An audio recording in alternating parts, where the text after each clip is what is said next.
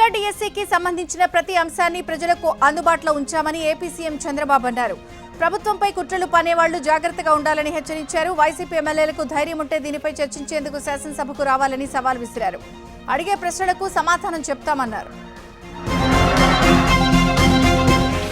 విద్యను టీడీపీ ఎప్పుడు నిర్లక్ష్యం చేయలేదన్నారు సీఎం చంద్రబాబు. గురుకుల పాఠశాల విధానాన్ని ఎన్టీఆర్ తీసుకొచ్చారని చెప్పారు. నేడు దేశవ్యాప్తంగా రెసిడెన్షియల్ పాఠశాలలు వచ్చాయన్నారు. గతంలో రంగారెడ్డి జిల్లాలో ప్రభుత్వ పాఠశాలలు కూడా సరిగా ఉండేవి కాదని, ఉమ్మడి రాష్ట్రంలో పాఠశాలలతో పాటు మండలానికి ఒక కళాశాల, డివిజన్కు ఒక ఇంజనీరింగ్ కళాశాల, జిల్లాకు వైద్య కళాశాల ఏర్పాటు విధానాన్ని తీసుకొచ్చామని చెప్పారు. మెగా డిఎస్సిపై వైసీపీ చేస్తున్న ఆరోపణలన్నీ అర్ధరహితమని సీఎం చంద్రబాబు అన్నారు. ఎన్డీఏ విశ్వసనీయతను దెబ్బతీయాలంటే మీ తరం కాదు, ఖబర్దారని హెచ్చరించారు. మేమేది దాచిపెట్టలేదన్నారు. ఆన్సర్ కి, మెరిట్ లిస్ట్, సెలక్షన్ లిస్టులను ప్రజలకు అందుబాటులో ఉంచామన్నారు. ధైర్యం ఉంటే శాసనసభకు రావాలని సవాలు విసురుతున్నారని సీఎం అన్నారు. ఇది పవిత్రమైన వేదిక, ఇక్కడ అడిగితే మేము సమాధానం చెప్తామన్నారు. YCP hit and run party, ఇక్కడికి వస్తే అడ్డంగా దొరికిపోతారని ఎద్దేవా చేశారు. అసెంబ్లీ లాబీలో ముఖ్యమంత్రి చంద్రబాబు మీడియాతో చిట్చాట్ చేశారు. తన 50 ఏళ్ల రాజకీయ జీవితంలో గ్రూప్ 1 లాంటి స్కామ్ ను ఎన్నడూ చూడలేదన్నారు. ఎల్లుండి అన్ని వాస్తవాలను అసెంబ్లీలో పెడతామని తెలిపారు. గొడ్డలి పార్టీ స్వార్థానికి ఎందరో నిరుద్యోగులు బలయ్యారని, డిఎస్సి అభ్యర్థుల ఆత్మాభిమానంతోనే రోడ్డెక్కారన్నారు. డిఎస్సి నియామకాల్లో 50% పైగా మహిళలే ఉన్నారని చెప్పారు. డిఎస్సితో వారికి ఎంతో ఎమోషనల్ బాండింగ్ ఉందని, ఆత్మ గౌరవాన్ని దెబ్బతీస్తుంటే వారు ఎలా సహించగలరని సీఎం ప్రశ్నించారు. మెగా డిఎస్సి 2025పై అసెంబ్లీలో మంత్రి లోకేష్ మాట్లాడారు. డిఎస్సిని చాలా బాధ్యతగా తీసుకుని నిర్వహించామని అన్నారు. ఏటా డిఎస్సి నిర్వహిస్తామని ఎన్నికల ముందు హామీ ఇచ్చామన్నారు. మొత్తం 148 రోజుల్లోనే డిఎస్సి నియామకాలు పూర్తి చేశామని గుర్తు చేశారు. విద్యా వ్యవస్థలో టీడీపీ ప్రభుత్వం ఎన్నో సంస్కరణలు అమలు చేసిందన్నారు. టీచర్ల నియామకాలు, బదిలీలు పారదర్శకంగా ఉండాలని సీఎం భావించారని అన్నారు. తమ ప్రభుత్వం టీచర్లను సింగపూర్, ఫిన్లాండ్లకు పంపించిందన్నారు. గతంలో వైసీపీ ప్రభుత్వం టీచర్లను మద్యం దుకాణాల ముందు నిలబెట్టిందని మంత్రి లోకేష్ తెలిపారు. జనసేన శాసనసభాపక్ష సమావేశంలో మంత్రి నాదెండ్ల మనోహర్ మాట్లాడారు. ప్రజా సమస్యలను సభ దృష్టికి తీసుకురావాలని సభ్యులకు సూచించారు. అసెంబ్లీ సమయాన్ని సద్వినియోగం చేసుకోవాలన్నారు. చర్చల్లో ప్రతి ఒక్కరూ పాల్గొనాలని చెప్పారు. ఉప ముఖ్యమంత్రి పవన్ కళ్యాణ్ సూచనలు అనుసరించి ప్రజల తరపున జనసేన బలమైన గొంతు వినిపించాలని చెప్పారు. డిప్యూటీ సీఎంకు తీవ్ర జ్వరం కారణంగా సభకు హాజరు కాలేకపోతున్నారని మంత్రి వివరించారు. వివిధ అంశాలపై జరిగే చర్చల్లో జనసేన పార్టీ ప్రజా ప్రతినిధులంతా పాల్గొనాలని మంత్రి సూచించారు. డిఎస్సిపై అధికార విపక్షాల సవాళ్లు, ప్రతి సవాళ్లతో ఏపీ శాసనమండలి హోరెత్తింది. 2 సార్లు వాయిదా పడింది. 5 ఏళ్లు అధికారంలో ఉండి డిఎస్సి నోటిఫికేషన్లు ఇవ్వలేని దద్దమ్మ అంటూ మంత్రి అచ్చెన్నాయుడు అనడంపై బొత్స సత్యనారాయణ మండిపడ్డారు. శాసనమండలిలో ఇలాంటి భాష సరికాదన్నారు. దీంతో మంత్రి అచ్చెన్నాయుడు మరోసారి కౌంటర్ ఇచ్చారు. పనిచేయటం చేతకాని వారిని దద్దమ్మే అంటారన్నారు. దద్దమ్మ అనేది అసభ్య పదజాలం కాదని, అది తప్పైతే క్షమాపణ చెప్తానన్నారు. ఎమ్మెల్సీ నాగబాబుకు ఏపీ ప్రభుత్వం కేబినెట్ హోదాతో గ్రీన్ కార్యనిర్వాహక కమిటీ చైర్మన్ పదవి కేటాయించింది. ఈ మేరకు రాష్ట్ర అటవీ పర్యావరణ శాఖ ఉత్తర్వులు జారీ చేసింది. కష్టపడి చదువుకుంటేనే మంచి భవిష్యత్తు ఉంటుందని ఏపీ డిప్యూటీ స్పీకర్ ఉండి ఎమ్మెల్యే రఘురాం కృష్ణంరాజు అన్నారు. పాలకోడేరు సహకార సంఘం అధ్యక్షుడు కొత్తపల్లి నాగరాజు బ్యాంక్ సిబ్బంది సౌజన్యంతో పాలకోడేరు హైస్కూల్లో 10వ తరగతి చదువుతున్న 38 మంది విద్యార్థులకు 2 జతల యూనిఫామ్ రఘురాం కృష్ణంరాజు చేతుల మీదుగా విద్యార్థులకు అందజేశారు. సేవా కార్యక్రమాలు చేయడంలో పాలకోడేరు సహకార సంఘం ముందు వరుసలో ఉందని, మిగతా సహకార సంఘాలు కూడా దీన్ని ఆదర్శంగా తీసుకుని ముందుకు వెళ్లాలని రఘురాం అన్నారు.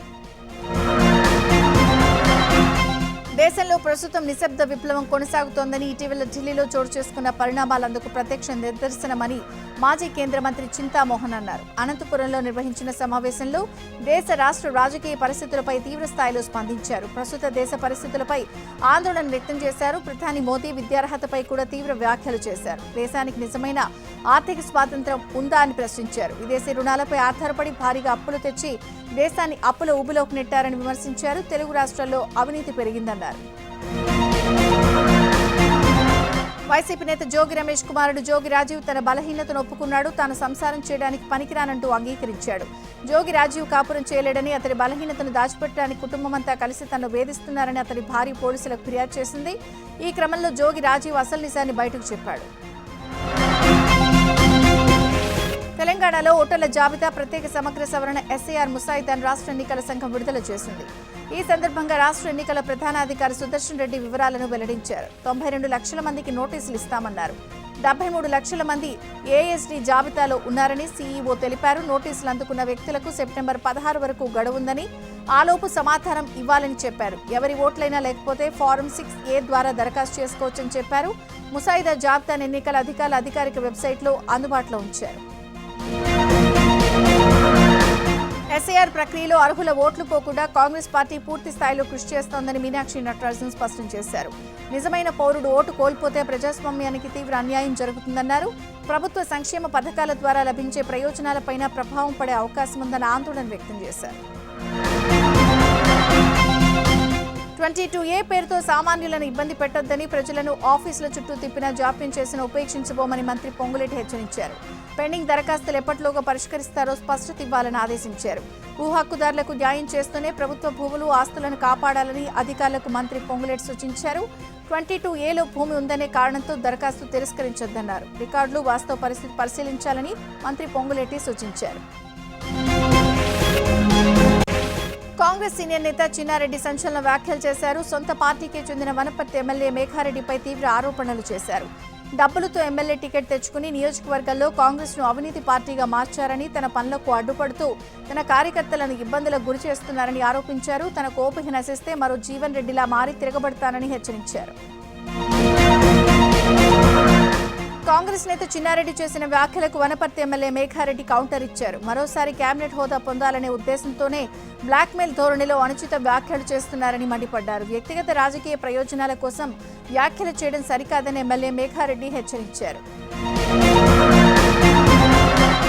ఖమ్మం జిల్లా ఏన్కూరులో నిర్వహించిన ప్రజావాణిలో వైరా ఎమ్మెల్యే రామ్దాస్ నాయక్ ముఖ్య అతిథిగా హాజరయ్యారు. ఈ సందర్భంగా కొత్తమేడేపల్లి గ్రామం ఆదివాసీ గిరిజనులు తమ గ్రామంలో మౌలిక వసతులు కల్పించాలని, విద్యార్థులకు కంటైనర్ స్కూల్, అంగన్వాడీ స్కూల్ ఏర్పాటు చేయాలని ఎమ్మెల్యేకు వినతి పత్రం అందజేశారు. విద్యాశాఖ అధికారులను ఫోన్లో సంప్రదించి గ్రామంలో కంటైనర్తో చేసిన స్కూల్ ఏర్పాటు చేసేలా అధికారులకు ఆదేశాలు జారీ చేశారు.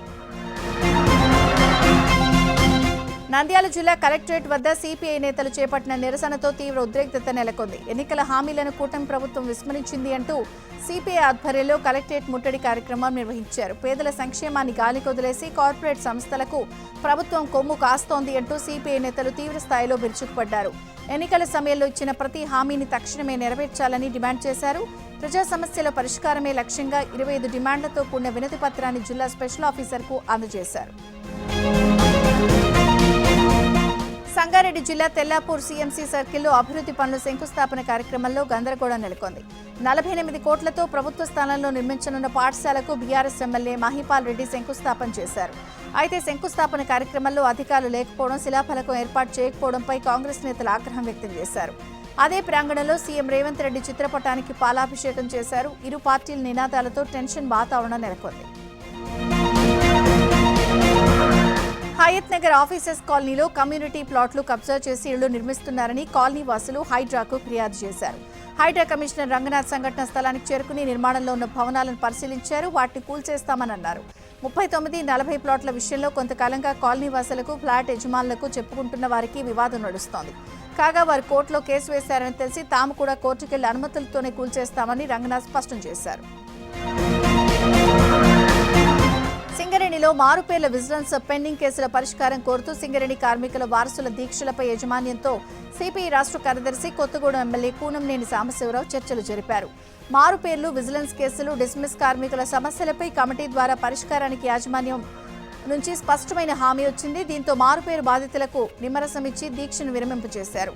డిస్మిస్ అయిన కార్మికుల సమస్యపై కూడా మానవీయ కోణంలో ఆలోచించి పరిష్కరించాలని సింగరేణి యాజమాన్యాన్ని కూనంనేని కోరారు.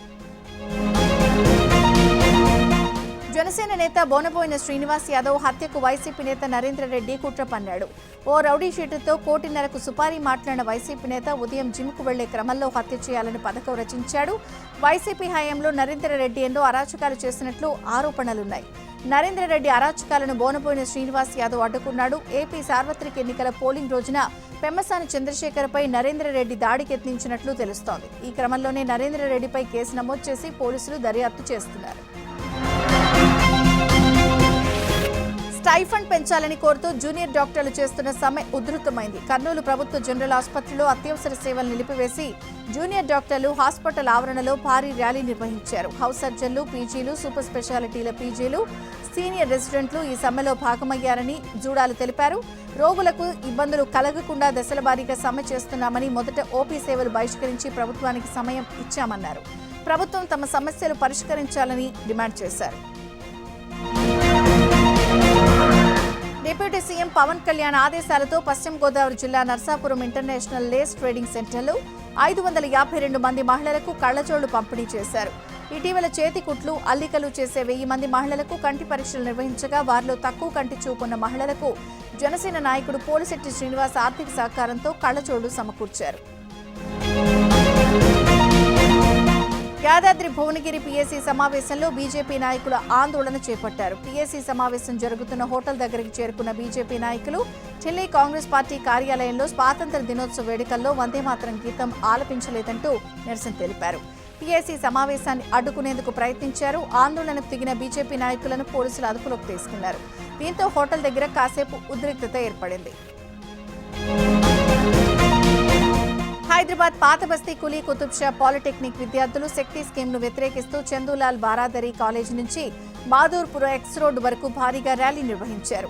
శక్తి స్కీమ్కు వ్యతిరేకంగా నినాదాలు చేశారు. ఈ స్కీమ్ వల్ల పాలిటెక్నిక్ విద్యార్థులకు, ఐటీఐ విద్యార్థులకు సంవత్సరం తేడా ఉంటుందని తెలిపారు. రాష్ట్రంలో జర్నలిస్టులు స్వేచ్ఛగా పూర్తి స్థాయిలో సమాచారం సేకరించి వార్తలు రాసుకోవడానికి కేంద్ర రాష్ట్ర ప్రభుత్వాలు వెసులుబాటు కల్పించాలని ఆంధ్రప్రదేశ్ వర్కింగ్ జర్నలిస్టులు ఫెడరేషన్ రాష్ట్ర ప్రధాన కార్యదర్శి జి ఆంజనేయులు అన్నారు. కేంద్రం తీసుకొచ్చిన చట్టంలో జర్నలిస్టులకు ఇబ్బందులు లేకుండా సవరణలు చేయాలని చెప్పారు. అప్పటి వరకు దేశవ్యాప్తంగా రాజీ లేని పోరాటం సాగిస్తామన్నారు. వైజాగ్ జర్నలిస్టుల ఫోరం ప్రెస్ క్లబ్లో ప్రస్తుతం దేశవ్యాప్తంగా జర్నలిస్టులు ఎదుర్కొంటున్న పెను సవాళ్లు అనే అంశంపై ఆంజనేయులు ప్రత్యేక ప్రసంగం చేశారు. మంచిర్యాల జిల్లా కలెక్టరేట్ ఎదుట ఆటో కార్మికులు ఆందోళన చేశారు. కలెక్టరేట్లోకి దూసుకెళ్లే ప్రయత్నం చేశారు. దీంతో వారిని పోలీసులు అడ్డుకోవడంతో తోపులాట జరిగింది. ఎన్నికల మేనిఫెస్టోలో ఆటో డ్రైవర్లకు ఇచ్చిన హామీలను ప్రభుత్వం వెంటనే అమలు చేయాలని డిమాండ్ చేశారు.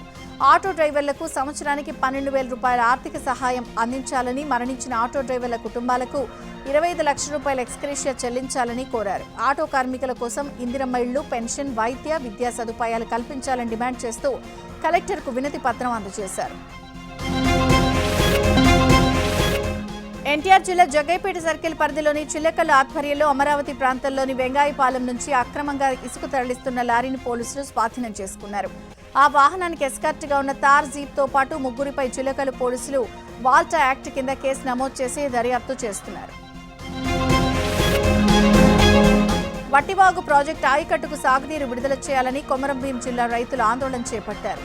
మూరుగుడ జాతీయ రహదారిపై బైఠాయించి నిరసన తెలిపారు. వట్టివాగు ప్రాజెక్టు నుంచి కెనాల్ ద్వారా వెంటనే సాగునీరు విడుదల చేసి పంటలను కాపాడాలి అని రైతులు డిమాండ్ చేశారు. రైతుల ఆందోళనకు ఎమ్మెల్యే కోవ లక్ష్మి మద్దతు తెలిపారు.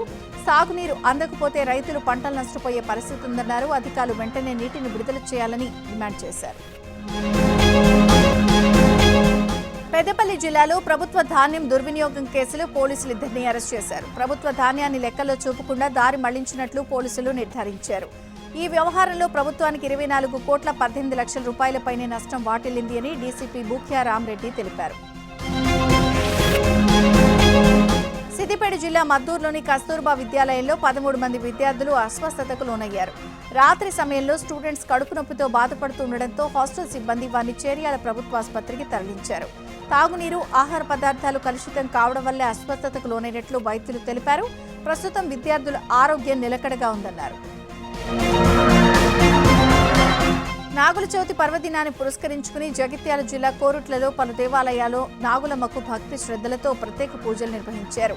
శ్రీ మహాదేవ స్వామి ఆలయం, పెద్దమ్మ ఆలయంలో ఉదయం నుంచే మహిళలు, భక్తులు పెద్ద సంఖ్యలో చేరుకుని నాగదేవతకు ప్రత్యేక పూజలు చేశారు. అనంతరం పుట్ట వద్ద పాలు పోసి పసుపు కుంకుమలతో నాగులమ్మను పూజించి తమ మొక్కులు చెల్లించుకున్నారు. వర్షాకాలం ప్రారంభమైనప్పటికీ ఎల్నినో ప్రభావంతో వర్షాలు కురవక అన్నదాతలు తీవ్ర ఇబ్బందులు ఎదుర్కొంటున్నారు. పంటలు సమృద్ధిగా పండాలని, రైతులు సుభిక్షంగా ఉండాలని ఆకాంక్షిస్తూ మహబూబాబాద్ జిల్లా కేంద్రంలో వరుణ యాగం ఘనంగా నిర్వహించారు. శ్రీ లక్ష్మీ వెంకటేశ్వర సేవా ట్రస్ట్ ఆధ్వర్యంలో జరిగిన ఈ యాగంలో భక్తులు, రైతులు పాల్గొని వరుణ దేవుణ్ణి ప్రార్థించారు. వర్షాల కోసం వరుణ దేవుణ్ణి వేడుకుంటూ ఆలయ అర్చకులు వేద మంత్రోచ్చరణల మధ్య శాస్త్రోక్తంగా యాగాన్ని నిర్వహించారు. ఆషాఢమాసం ముగియడంతో అనకాపల్లి జిల్లా నర్సీపట్నంలో కొత్త అల్లుడికి అత్తమామలు ఘన స్వాగతం పలికారు. అల్లుడు పూసర్ల హర్షకు అత్తమామలు నాడం రమేష్, కళావతి దంపతులు గోదావరి స్టైల్లో 100 రకాల పలహారాలు, స్వీట్లు, పానీయాలతో ప్రత్యేక విందు ఏర్పాటు చేశారు. బావమరిది 10 రకాల ప్రత్యేక బహుమతులు అందజేసి సత్కరించాడు. లండన్ అమ్మాయి, అనంతపురం అబ్బాయి ఒకటయ్యారు. ఆగస్టు 15 భారతీయ సంప్రదాయం ప్రకారం ఘనంగా పెళ్లి చేసుకున్నారు.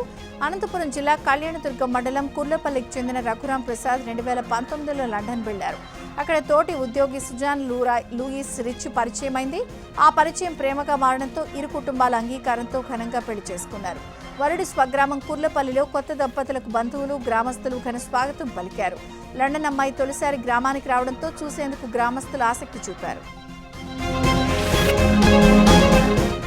ఖమ్మం జిల్లా సత్తుపల్లిలో వాతావరణం ఒక్కసారిగా చల్లబడింది. వర్షాకాలంలోనూ తీవ్రమైన ఎండలు, ఉక్కుపోతుతో అల్లాడిపోయిన పట్టణ ప్రజలకు వరుణ దేవుడు కొంత ఊరటనిచ్చాడు. కొద్దిసేపు దంచికొట్టిన వర్షం కాస్త ఉపశమనాన్నిచ్చింది. వర్షం కురవడంతో పాటు చల్లటి గాలులు వీచి వాతావరణం ఒక్కసారిగా చల్లబట్టడంతో స్థానిక ప్రజానికం ఆహ్లాదకర వాతావరణాన్ని ఆస్వాదిస్తూ సేద తీరుతున్నారు. అమీన్పూర్ పోలీస్ స్టేషన్ పరిధిలో 2 ఏళ్ల చిన్నారిపై లైంగిక దాడికి యత్నించినట్లు ఫిర్యాదు చేశారు. ఆడుకుంటున్న చిన్నారిని నిర్మానుష్య ప్రాంతానికి తీసుకెళ్లి దాడికి యత్నించినట్లు ఆరోపణలొచ్చాయి. చిన్నారి ఏడుపు విని సంఘటనా స్థలానికి చేరుకున్న ఓ స్థానికుడు చిన్నారిని రక్షించి నిందితుడిని నిలదీశాడు. చిన్నారిని సురక్షితంగా కుటుంబ సభ్యులకు అప్పగించారు. నిందితుడిని అదుపులోకి తీసుకున్న అమీన్పూర్ పోలీసులు కేసు నమోదు చేసి దర్యాప్తు చేస్తున్నారు. కోనసీమ సముద్రంలో 8 మంది మత్స్యకారుల ఆచూకీ గల్లంతైంది. ఈ నెల 3న విశాఖ తీరానికి వేటకు వెళ్లిన మత్స్యకారులు వెళ్లిన గంట నుంచే బోట్ నుంచి సిగ్నల్స్ నిలిచిపోయాయి. 10 రోజుల్లో తిరిగి రావాల్సిన మత్స్యకారులు ఇప్పటివరకు రాకపోవడంతో కుటుంబ సభ్యులు ఆందోళన చెందుతున్నారు. అలవరం మెరైన్ పోలీసులకు కుటుంబ సభ్యులు ఫిర్యాదు చేశారు. అయితే ఇప్పటివరకు బోటు ఓడలరేవుకు చేరుకోలేదని అధికారులు చెబుతున్నారు. ఇండియన్ కోస్ట్ గార్డ్ కు సమాచారం అందించి గాలింపు, రక్షణ చర్యలు చేపట్టాలని జిల్లా కలెక్టర్ మహేష్ కుమార్ ఆదేశించారు. బీజేపీ అధిష్టానం పార్టీ నూతన జాతీయ కార్యవర్గాన్ని ప్రకటించింది. బీజేపీ జాతీయ ఉపాధ్యక్షులుగా పురంధేశ్వరి, వసుంధరా రాజే, రామ్మాధవ్ సహా 13 మంది పేర్లను ప్రకటించారు. బీజేపీ జాతీయ ప్రధాన కార్యదర్శిగా స్మృతి ఇరానీని నియమించారు. పార్టీ జాయింట్ కోఆర్డినేటర్లుగా విష్ణువర్ధన్ రెడ్డిని నియమించారు. కేంద్ర కార్యాలయ ఇన్ఛార్జిగా తరుణ్ చుగ్, ఓబీసీ మోర్చా నూతన అధ్యక్షుడిగా అమర్ పాల్ మౌర్య పేర్లను ప్రకటించింది. అలాగే సంస్థాగత జనరల్ సెక్రటరీగా బిఎల్ సంతోష్, సంస్థాగత జాయింట్ జనరల్ సెక్రటరీగా శివప్రకాష్ పేర్లను ఖరారు చేసింది. మరోవైపు బీజేపీ జాతీయ కార్యవర్గంలో తెలంగాణకు చోటు దక్కలేదు. ఉపాధ్యక్షురాలిగా ఉన్న డీకే అరుణను కూడా తొలగించారు. ఆర్ఎంబీ త్రిసభ్య కమిటీ సమావేశం వాయిదా పడింది. ఇవాళ జరగాల్సిన మీటింగ్ ఈ నెల 24కు వాయిదా పడింది. అసెంబ్లీ సమావేశాల దృష్ట్యా హాజరు కాలేమన్న ఏపీ విజ్ఞప్తితో వాయిదా వేశారు. సెప్టెంబర్లో జరగనున్న యూజీసీ నెట్ రీ ఎగ్జామ్ పై రాహుల్ గాంధీ ఆగ్రహం వ్యక్తం చేశారు. మోదీజీ ఎన్టీఏ ఏం చేసిందో చూడండి అంటూ ట్వీట్ చేశారు. తప్పు చేసేది ఎన్టీఏ, కానీ శిక్ష అనుభవించేది మాత్రం విద్యార్థులు అంటూ ఆగ్రహం వ్యక్తం చేశారు. 2026 జూన్లో జరిగిన నెట్ పరీక్షల్లో సోషియాలజీ, ఇంగ్లీష్, కామర్స్ సబ్జెక్టుల పేపర్లలో తప్పులు దొరకడంతో ఆ పరీక్షలను రద్దు చేసి తిరిగి నిర్వహించనున్నట్లు ఎన్టీఏ ప్రకటించింది. విద్యార్థుల ఫిర్యాదుల నేపథ్యంలో ఏర్పాటు చేసిన నిపుణుల కమిటీ సిఫారసుల మేరకు ఈ నిర్ణయం తీసుకున్నారు. దీనిపై రాహుల్ ఆగ్రహం వ్యక్తం చేశారు. ఇది విద్యా వ్యవస్థ కాదు, ఒక దోపిడీ యంత్రం అంటూ మండిపడ్డారు. ఎన్టీఏ తీరుకు నిరసనగా national students union of India NSUI ఢిల్లీలోని ఎన్టీఏ ఆఫీస్ ముందు ఆందోళనకు దిగింది. పరీక్షల్లో జరుగుతున్న అవకతవకలకు వ్యతిరేకంగా ఎన్ఎస్యుఐ కార్యకర్తలు నిరసన వ్యక్తం చేశారు.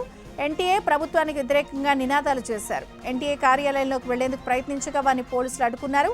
ఈ క్రమంలో పోలీసులు, ఎన్ఎస్యుఐ కార్యకర్తల మధ్య తోపులాట జరిగింది.